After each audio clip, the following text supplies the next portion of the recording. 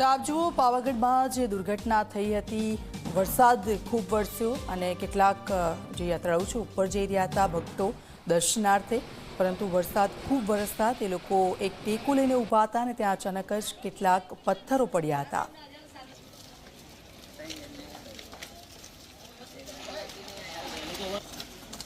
પાવાગઢ ખાતે પથ્થરો ધસી પડવાની જે ગોઝારી ઘટના બની છે, જેમાં 2 વ્યક્તિઓના મોત થયા છે અને જે લોકો ઇજાગ્રસ્ત થયા છે તેમને દ્રશ્ય બતાવવા માંગીશ કે હાલ હાલોલ રેફરલ હોસ્પિટલ ખાતે સારવાર કરવામાં આવી રહી છે. આપ જોઈ શકો છો આ બંને ઇજાગ્રસ્ત છે કે જેમની હાલોલ રેફરલ હોસ્પિટલ ખાતે સારવાર કરવામાં આવી રહી છે. હાલોલ ધારાસભ્ય જયદ્રથસિંહ પરમાર, પ્રાંત અધિકારી, મામલતદાર સહિતનો જે સ્ટાફ છે, જે અધિકારીઓ છે અને કર્મચારીઓ છે, તાત્કાલિક અહીંયા દોડી આવ્યા છે. ફાયર બ્રિગેડ દ્વારા અને સ્થાનિક લોકો જે છે, દુકાનદારો છે, તેમના દ્વારા આ લોકોનું રેસ્ક્યુ કરવામાં આવ્યું હતું. આ સમગ્ર ઘટના અંગે આપણે જે ઇજાગ્રસ્ત છે, જેમની હાલત હાલ સ્થિર છે, સારવાર ચાલી રહી છે, એમની સાથે વાત કરવાનો પ્રયત્ન કરીશું કે ખરેખર શું ઘટના બની હતી અને કઈ રીતના બની હતી.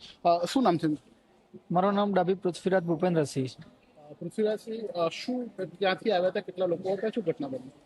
અમે જાલભાઈની મોડી આવ્યા હતા અમદાવાદ તાલુકાથી 7 જણા, અને પાવાગઢ ચડવાનું ચાલુ કર્યું અમે.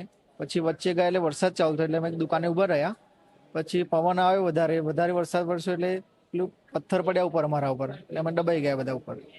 તમે લોકોએ કેટલા વાગે અમે 3:30 ની આજુબાજુ, અંદાજિત 3:30 ચડવાનું ચાલુ કર્યું ને આ ઘટના 4:30 ની આજુબાજુ બનેલી. તો તમારી સાથે જે લોકો હતા એમની શું સ્થિતિ હતી? કેટલા લોકો આગળ નીકળી ગયા? 3 જણા આગળ નીકળ્યા હતા, અમે 4 જણા જોડે હતા. અમે 4 જોડે હતા, એમાંથી 2 લોકો એક્સપાયર થઈ ગયા છે અને 2 લોકો અત્યારે હાલમાં ટ્રીટમેન્ટ ચાલુ છે. તમે જે 4 વ્યક્તિઓ હતા ક્યાં ઉભા હતા, શા માટે ત્યાં ઉભા હતા? વરસાદ ચાલુ હતો એટલા માટે ઊભા હતા. પછી પથ્થર પડ્યો ઉપરથી, ઘણા બધા પથ્થર પડ્યા એટલે અમે દબાઈ ગયા બધા નીચે.